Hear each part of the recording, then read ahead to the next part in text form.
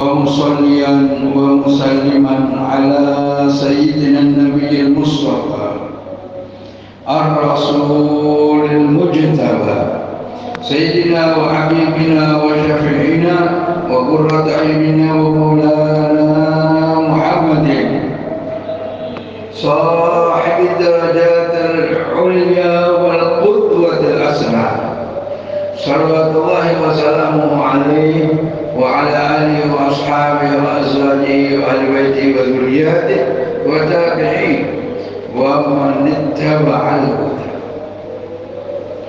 أما بعد، بسم الله الرحمن الرحيم. الحمد لله رب العالمين، اللهم صل على سيدنا محمد وعلى آله وصحبه وسلم. نويت الاعتكاف في هذا المسجد سنة لله تعالى. الحمد لله الذي أحيانا بعدما أماتنا وإليه النشور. أصبحنا وأصبح الملك لله والعظمة والسلطان لله والقدرة والعزة لله رب العالمين.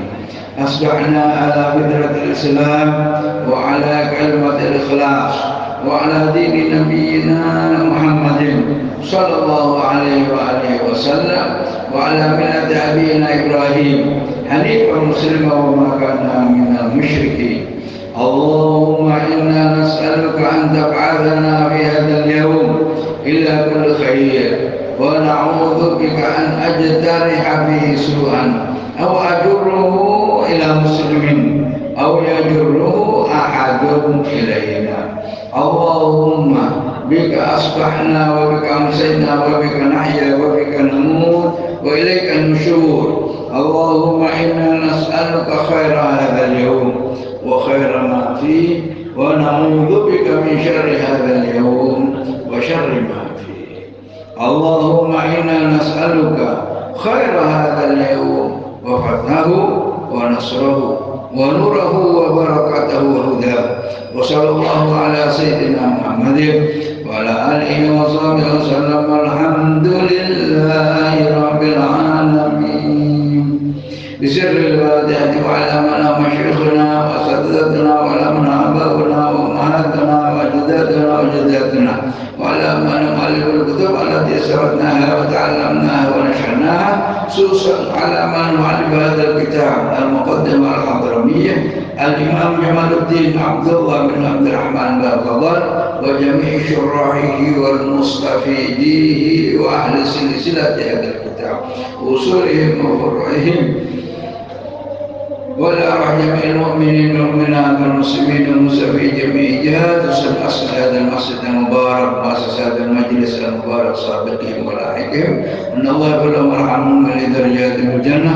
أن الله يعيد علينا بركاتهم وأسرارهم وأنوارهم وعلوماتهم وسكناتهم في الدين والدنيا والآخرة بسر الفاتحة. أعوذ بالله من الشيطان الرجيم. بسم الله الرحمن الرحيم. الحمد لله رب العالمين الرحمن الرحيم مالك يوم الدين. إياك نعبد وإياك نستعين. اهدنا الصراط المستقيم صراط الذين أنعمت عليهم غير المغضوب عليهم ولا الضالين. رب اغفر لي ولوالدي وللمؤمنين الصالحين آمين. بسم الله الرحمن الرحيم. قال المؤلف رحمه الله تعالى ونفعنا به آمين. Halaman 15 ya. Terus akan wingi jika itu nanti jika terlalu kebaca. Bismillahirrahmanirrahim. Wa yahrumu 'alal qabri wa yukrahu 'indal qabr. Wa yahrumu lan haram apa al-baul apa jenenge nguyuh 'alal qabri ing atase kuburan. Wa in wa yukrahu 'indal qabri makruh pipis di sisi kuburan di pinggire apa nek napa nek dhuwure haram. Wa yukrahu qaiman makruh nguyuh ngadeg. Nggih mergo ngerti najise nang dinding termasuk terose tinjauan kesehatan niku nggih luwih apik dodok daripada berdiri. Terus kalau dodok itu urat-uratnya kendor napa. Tapi kalau berdiri itu uratnya ada yang ngantong napa. Wonten pernah saya bahas dari sudut kesehatan. Jadi orang kencing lebih sehat duduk daripada berdiri. Di samping tinjauan agama makruh kencing dalam keadaan berdiri. Illa li udhrin, kecuali ana uzur napa? Misalnya uzur saran dokter karena kalau duduk akan misalnya ada sumbatan nopo kena ada penyakitnya atau tidak tuntas bisa atau kalau duduk nanti kena becek dan lain sebagainya pun walhasil kalau ada uzur tidak apa-apa, hilang hukum makruh. Wa fi mutahaddatsin nas, mutahaddats niku mboten mutahaddis niku kasroe dipindah mendhuwur. Wa fi mutahaddatsin nas, dan di tempat-tempat jagonane menungso, tempat perkumpulan manusia makruh. Nek nggone wong lungguh-lungguh diuyui makruh. Lah di syara itu diterangkan bisyarti ayyakuna at-tahadduts ghairu maksiatin. Nek nggon lungguh-lungguh iku dudu maksiat. Misalnya mek greduk tok netral, tidak ada kemaksiatannya. Nah nek lungguh-lungguh ambek adu ayam, misale iki adu ayam apa ambek tombok nggih, napa-napa. Nah, utawa pas nunggu kedatangan kelompok lain, misalnya arepe tawuran, upama. Lah niku diuyui nggone mboten napa-napa. Mboten makruh supaya nyingkir malahan. Jadi wa mutahawfi mutahaddatsin nas in kana ghairu maksiatin. Dan maksiat mboten napa-napa. Fa idza aqasa fa hamidallaha fi qalbi. Nek pas nguyuh di mana saja, baik di ruang terbuka atau di toilet atau di kebun-kebun, nek pas nguyuh kok wahid, nggih tetep sunnah maca alhamdulillah, tapi di jero hati, Sami pokoknya segala zikir nek pas pas irangan, pas istinja, nopo pas buang air besar, pas buang air kecil, kepleset misalnya, maca innalillah angsal, tapi di dalam hati. Memang zikir ini harus menyatu dalam diri kita dalam kasus kejadian apapun. Tapi bedanya kalau ketika di tempat yang tidak terhormat, maka siogianya dilakukan di dalam hati mawon. Pas nguyuh atau pas dawi atau kepleset innalillah atau astagfirullah, mboten napa-napa, tapi di dalam hati. Fa idza aqasa fa hamidallah fi qalbi. Nek ternyata wahid niki kan tidak mengenal waktu. Fa hamidallah fi qalbi, hendaknya maca alhamdulillah ngandung hati. Wallahu a'lam. Pindah fasal. Faslun wa yajibul istinja'u min kulli rabbin kharijin min ahadi sabilaini bil ma. Wajib hukumnya bersuci dari keluarnya segala sesuatu yang basah dari salah satu kemaluan kita, baik yang depan maupun yang belakang, oleh sesuci istinja bil ma, dengan air. Bahan dasarnya untuk bersuci itu adalah air menurut ketentuan syariat. Yang lain pendukung, dua. Kalau tidak air, bil hajar, atau dengan batu. Dengan batu lebih bukan dengan kayu. Kenapa? Karena kalau batu tidak mungkin katut, tapi kalau kayu masih mungkin merotoli misalnya. Utawa nek gak merotoli kayune teles, nah misalnya kayune sik seger, ini kan tidak meresap, mboten angsal. Syaratnya kayu itu bisa dibuat istinja harus dalam keadaan kering. Batu juga gitu, harus dalam keadaan kering, mboten angsal. Batu dari sungai langsung gawe cawi, mboten angsal. Au jamidin tahirin qali'in ghairi muhtaram, atau dengan benda apa saja sing sifatnya jamidin atos, tahirin suci, qali'in yang bisa menghilangkan atau bedol atau nopo nyangkut barang najis. Misalnya kawit dari tinja, bahan yang dibuat nopo jenenge buat cawi ya harus sifatnya apa? Kalau bukan air atau batu, jamidin barang atos, kardus misalnya ini. Tisu saya kira termasuk tisu ini kudu sing kandel, buatan tisu nopo jenenge enten macam-macam tisu nih, tisu yang agak kandel ya kok enten ya terkena tinja misalnya buat sesuci niki buatan langsung najur. Walhasil apa saja yang sifatnya keras tapi tahirin harus suci. Asal misalnya nopo wah jelek kamu wedus suwe kena sernyanyi barang watos di apa-apano watos tetap tidak boleh dibuat sesuci. Qali'in yang bisa menyangkut barang najis ini kuwau buatan brodol. Terus ghair muhtaramin harus sifatnya yang dibuat sesuci itu tadi, yang dibuat cawi tadi ghair muhtaram, yang bukan berharga, yang tidak berharga. Kalau berharga nggak boleh, minimal makro. Ya tisu termasuk tidak berharga, karena memang diperuntukkan untuk apa jenenge untuk bersuci. Jadi menurut tinjauan fikih, kalau kita ke mall atau ke hotel di mana, yang memang di situ tidak disediakan air, boten apa-apa. Perkara sampean risih, niku nggih beda hukumnya. Tapi secara fikih boten apa-apa, cawi ngangge tisu. Tahu kapas atau apa? Ada nih.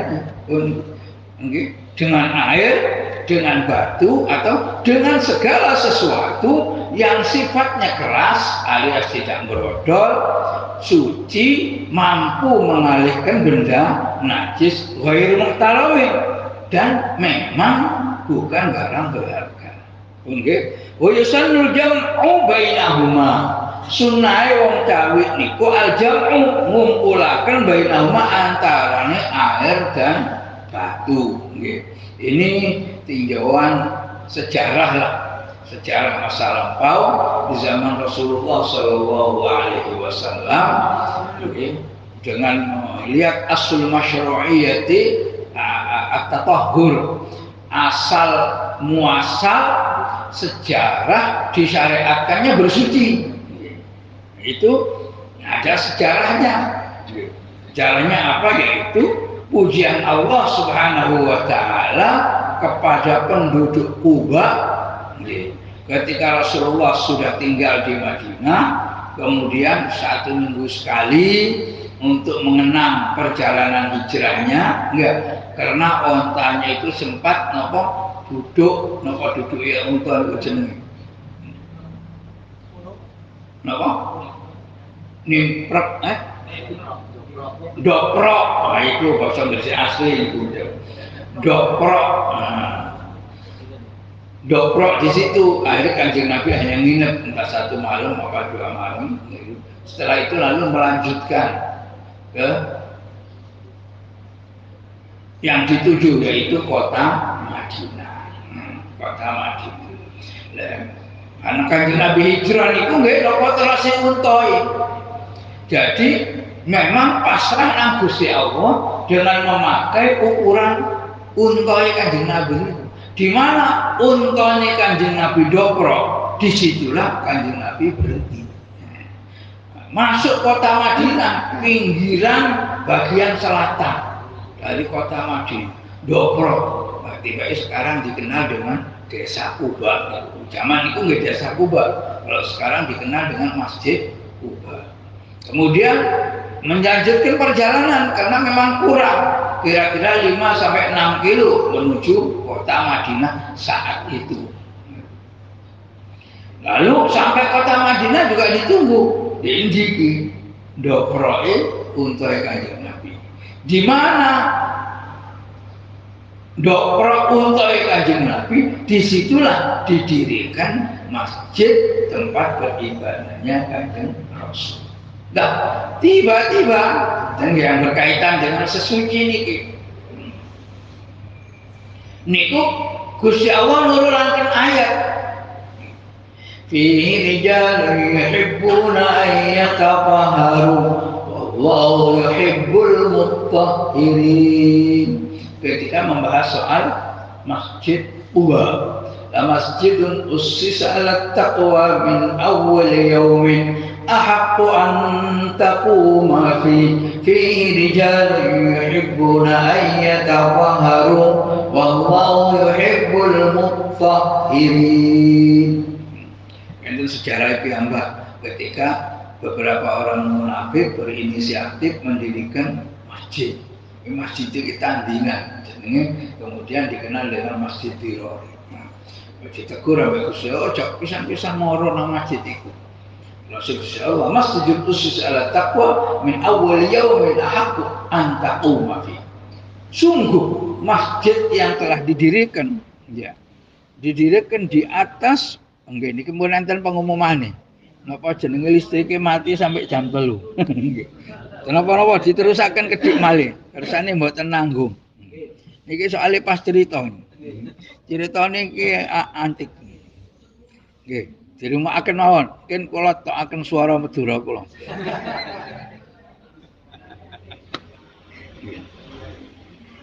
Kemudian Allah Subhanahu wa taala menurunkan ayat.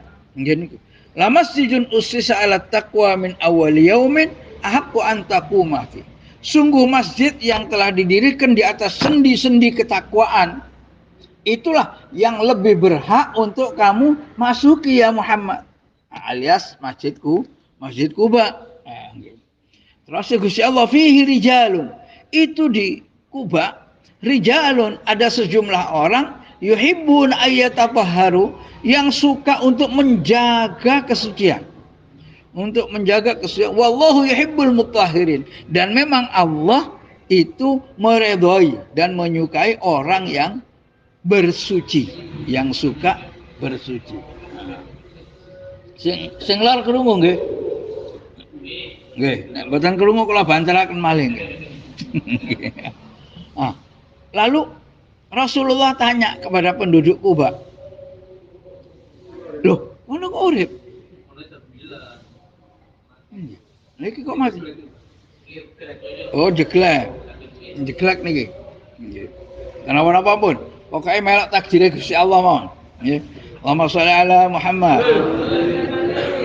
Lajeng Kanjeng Nabi niku nggumun, kok bisa Gusti Allah memuji penduduk Quba sampai diturunkan ayat khusus spesial memuji warga Quba. Sampai niki kok sampai dipuji Gusti Allah menurunkan ayat muji sampai niki, apa yang kamu lakukan? Qal nahnu qaumun natafahharu, napa jenenge kirang langkung hadis ini, nahnu qaumun natafahharu bil hajar summa bil ma. Kami ini adalah sejumlah orang warga, ya, alhamdulillah, warga yang sukanya itu kalau bersuci itu dimulai dengan batu, kemudian kami menyusulinya dengan air. Jadi wong sing bersucinya lebih baik, ya, lebih disukai oleh Allah Subhanahu wa taala. Wong urip niki berkembang. Saniki pun Buatan misalnya sampean ndak pakai batu tapi pakai sabun, sami mawon.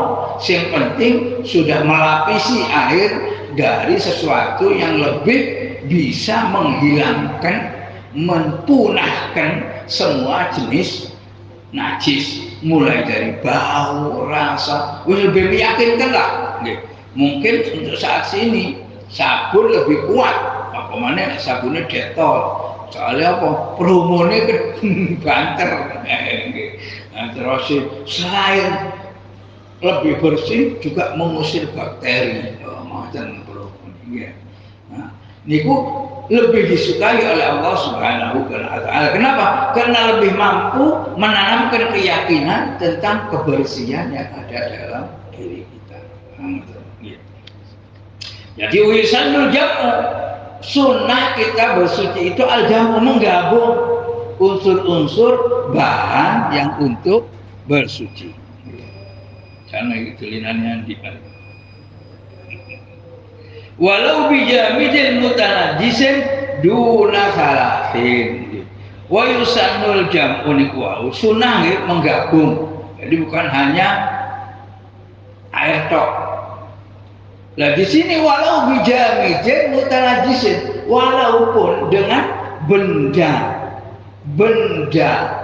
keras kaya kayu apa batu mutanajjisin sing kena najis. Wau sing boten aleh wau, sing boten oleh wau, yang tidak sah bersuci itu adalah memakai benda najis, celetong, keras sampai membatu pun gak kena dia apa-apa, tetap tidak boleh untuk bersuci. Tapi nek kayu kena najis, watu kena najis, untuk pendamping air itu boleh sebagai alat bersuci. Ini kok walau bijamidin mutanajjisin duna salasi masahatin, yang difungsikan di bawah 3 kalinya. Pertama apa kedua, yang ketiganya pakai air. Fa in iktasara ala ahadihima fal afdal alma. Kalau ingin mengambil cukup, ngambil singkat tapi padat, ya cukuplah pakai air saja, itu lebih utama. Wa syartul hajari, saiki nek arepe gawe benda lain yang sifatnya benda padat bisa untuk bersuci. Napa? Wa syartul hajari utawi syarate ka watu sing iso digawe sesuci siji, Allah yajifan najasu. Najis yang harus diresiki niki ndak boleh bersifat kering. Ngene mau isuk nggih jam 09.00 lagi oleh watu kayak ngresiki. Mboten asal ngresiki nganggo watu tapi napa tinjae sudah kering. Nomor loro wala yang takil, juga najisnya gak pindah-pindah. Maksudnya memang nyata ya. Nah, oleh napa jenenge muang tinja tadi ndodoke pas, keluarnya juga pas, ndak mencret, ndak nopo, sewu ya. Nah, terus ya wala yang takil gak pindah nang paha misalnya ngalir.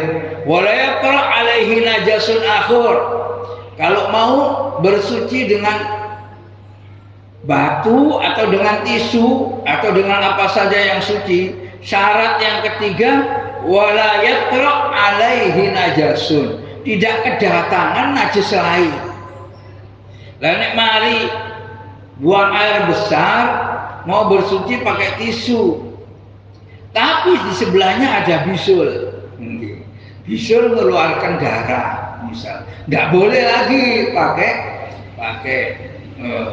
selain air, ya harus pakai air karena air dijamin bisa membersihkan semua. Nggak bisa pakai batu. Kenapa? Karena sudah kedatangan najis yang lain. Misalnya kena muntai anake, ini buatan istinja mawon, pokoknya bersuci. Mau dibersihkan pakai batu bisa, tapi syaratnya harus jangan terkena dua najis. Allah yaqra alaihi najasun akhar. wala yujawiz safhatahu, iki bahas tawi mawon, wala yujawiz safhatahu wa hasyafatahu fil baul.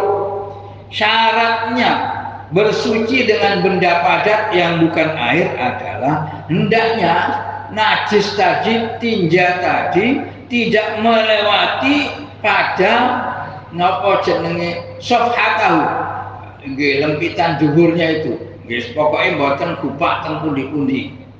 Wa hasyafatahu, juga tidak melebihi dari, jadi wong sewu hasyafah iki lanang nggih, nggih dari melebihi dari kemaluannya niku, batangnya niku, nggih.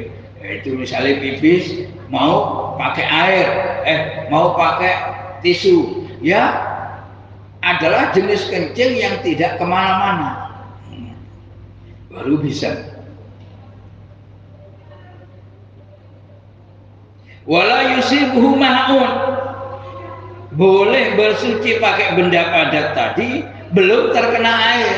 Nek wis terlanjur kena air mun boten angsa. Wa iyakuna bi salasi masahat, oleh ngresiki pakai batu atau pakai tisu tadi hendaknya wajib dilakukan telung ambalan, 3 kali sret.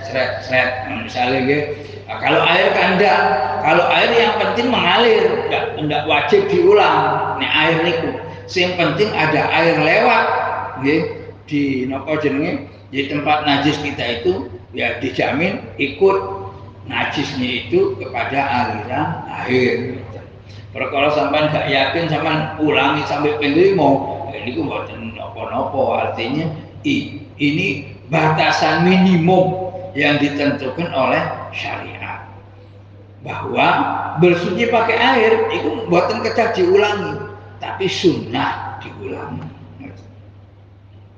Fa illam yunqa al mahal wajib al inqa.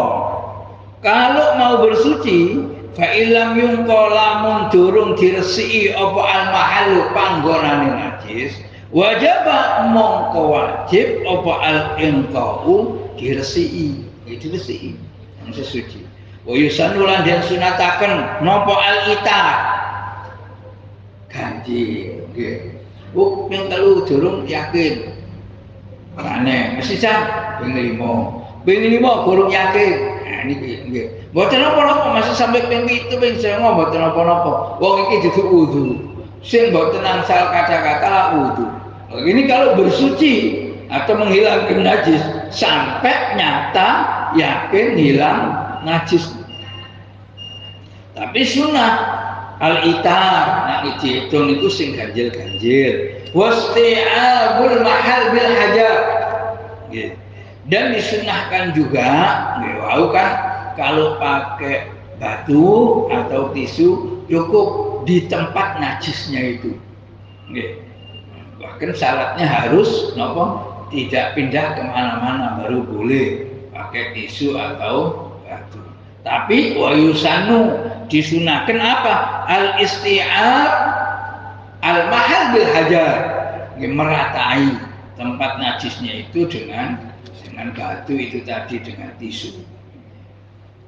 Wal istinja'u bil yasar, sunnah juga bersuci memakai tangan kiri. Wal i'timadu 'alal wusta, dan memakai napa jenenge, memakai kekuatan bersuci, i'timad itu 'alal wusta, ing atase jari yang tengah. Nggih. Nek bersuci pakai jari yang tengah, misalnya buang air besar, jari yang tengah. Fit dubur, pada kegiatan dubur. Inistanja bil ma, kalau bersuci dengan air. Uyusannu taqdimul ma lil qubur, disunahkan mendahulukan mensucikan kemaluan depan dulu. Misalnya buang air besar, tetap sunnah disucikan dulu bagian depannya. Wa taqdimuhu 'alal wudu, mendahulukan semua itu sebelum wudu. Wa dalqu yadihi bil ard, setelah selesai sunnah dalqu yadihi bil ardi, menggosokkan jarinya ke tanah, ke bumi. Misalnya supaya diresiki nganggo lumpur, nganggo apa jeneng, nganggo tanah. Ya memang selain air kan tanah. Kalau untuk napa jenenge untuk resik-resik. Ya kalau sekarang mungkin misalnya ukuran sekarang karena semua pakai keramik, sabun, nggak temaan sabunnya gak ono, ya diusuk-usuk nang keramik ngono, pojoke keramik, nopo. Walhasil maksudnya ini adalah dalkul a'dha, untuk menghilangkan secara yakin sisa-sisa najis yang ada di tangan. Nggih, pokoknya kita lakukan semua itu niat ngelampaui sunnah Kanjeng Rasulullah sallallahu alaihi wasallam, ngelampaui ayat Quran. Wallahu yuhibbul mutahhirin. Gusti Allah meridhoi dan menyukai orang yang suka bersuci, nggih, sing seneng resikan. Setelah digosokkan ke tanah, thumma yaghsiluha ba'dahu. Kemudian dicuci setelah gosok-gosoknya nang tanah niku menjadi lebih bersih. Sunnah lagi wa nafhu farjihi wa izarihi. Sunnah menyiram farjinya wa izarihi dan napa jenenge nyampingi. Wa ayyaqula ba'dahu Allahumma tahhir qalbi minan nifaq wa hassin farji minal fawahish.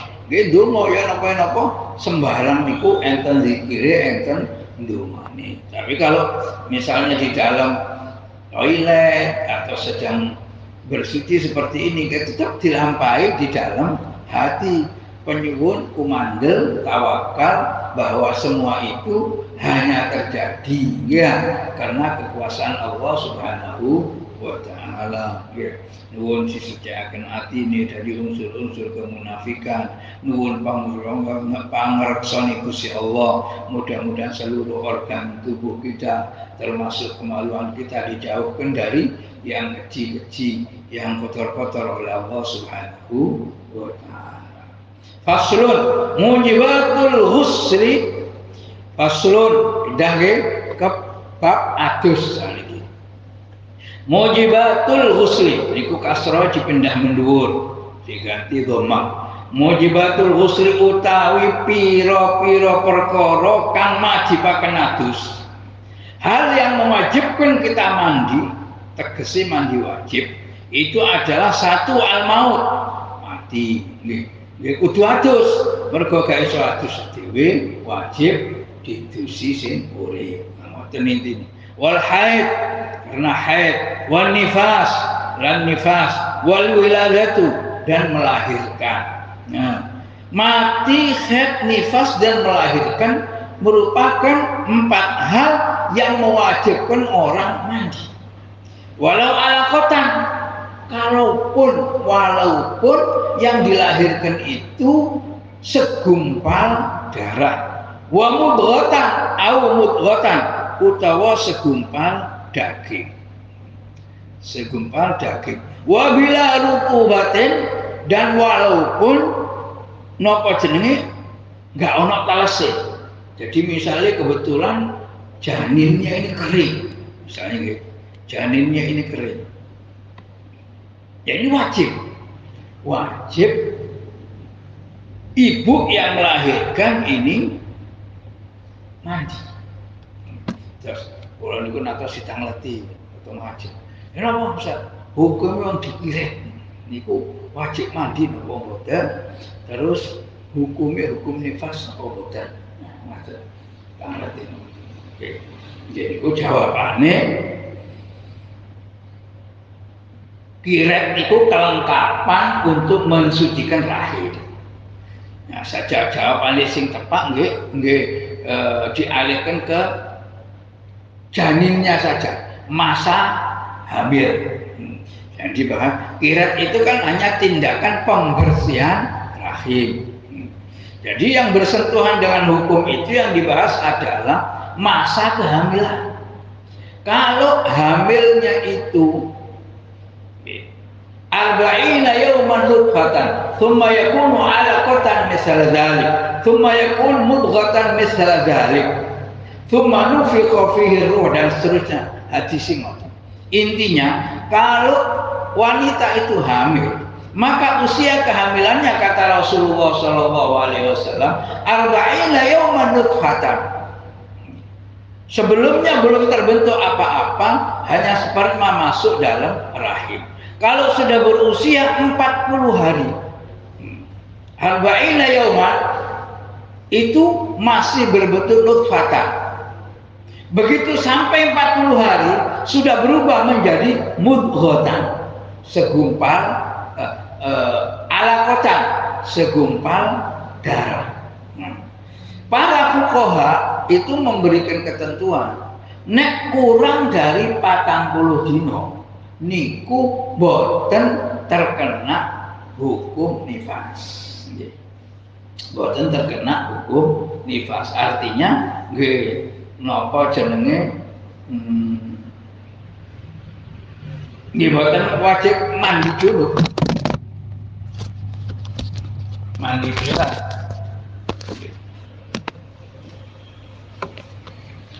Kalau 40 hari itu berapa? 40 hari itu 5 minggu tambah 5 hari. Selebihnya maka wajib menjalani prosesi hukum nifas. Jadi kalau kegugurannya itu usia kehamilannya 40 hari atau lebih, 5 minggu lebih 5 hari atau lebih, maka hukumnya adalah hukum nifas. Kalau kurang dari itu berarti belum. Nah, walaupun yang dilahirkan itu kering, tetap pedomannya gini kuau. Nah, soal kiret itu menyusul belakangan. Terserah orang yang mau kiret apa enggak. Ini tidak berhubungan dengan hukum. Pun papat itu melahirkan adalah hal yang mewajibkan mandi. Wal jinabatu nomor 5 junub. Napa junub niku? Wis pokoke junub mboten mawon sali kesantine pun tua-tua. Wa tahsulu lam dadi hasil. Artinya hukum junub itu ada bi khurujil mani, dengan keluarnya sperma. Wa yu'rafu bi tabdaquhi aw lazzatin bi khurujihi. Tanda-tanda mengetahui bahwa itu mani apa bukan adalah bitadafuqi, dengan muncratnya, aw lazzatin atau perasaan lazat bi khurujihi, dengan keluarnya hal tersebut, aw rihi ajinin rotban, atau bau nopo ajin niku tepung tepung rotban ketika dalam keadaan telas, aw rihi bayal bibihi, atau baunya putihnya telur jafan kalau sudah kering. Nek telas ambune koyo ajin, kira-kira ajin niku tepung. Halo. Nek telas, nek garing iku ambune koyo putih telur amisi. Niku au bi ilajil hasyafa au qadriha fi farjin au dubirin au farji mayyitin, apa memasukkan kemaluan au qadriha atau potongannya kemaluan fi farjin au duburin, pada kemaluan baik farji maupun dubur, au farji mayyitin atau kemaluannya napa jenenge wong wis mati nggih, au bahimatin atau kemaluannya binatang, walau ma'hailin kasifin, walaupun ada lapisannya yang tebal, selama masih disebut memasukkan kemaluan, walaupun pakai lapisan, itu tetap namanya junub. Wa bi ru'yatil mani fi saubihi, maksudnya kok wa tahsulul janabatu bi ru'yatil mani. Hukum junub itu bisa ada dengan apa? Bi ru'yatil mani fi saubihi, karena melihat jenis sperma fi thawbihi yang ada di sarungnya, au farshin atau di kasurnya atau di spraynya, lahu yang dimiliki orang tersebut, la yanamu fihi ghairu, yang tidak ada orang tidur kecuali dia. Kecuali dia. Ini berarti junub. Kalau memang itu sperma. Dilihat baunya kok jelas, bau ajin. Nggih, ajin ini jenengan tinggali malih nggih. Nek teng mriki nggih. Ajin niku jenis tepung. Kalau basah baunya seperti tepung, tapi kalau kering baunya seperti putih telur. Melihat sesuatu di kasurnya atau di sarungnya atau di gulingnya atau apa yang dimana tidak ada orang tidur di situ kecuali dia, maka itu berarti dia yang junub. Kalau yakin itu mani. Kalau ragu, nah seperti keterangan saya kemarin, kalau ragu iki mani apa duduk ya, iki mani apa duduk kok ambune gak jelas nih, di wolak-walik gak jelas, tinggal pilih. Tinggal pilih motor mawon, mboten usah ragu. Kalau sampean pilih itu mani, berarti sampean wajib mandi besar, kasure, gulinge, bantale, sarungnya lain masih bisa dipakai. Artinya nggih mboten mempengaruhi najis. Tapi sebaliknya, kalau sampean hukumi yang ditemukan itu dalam keadaan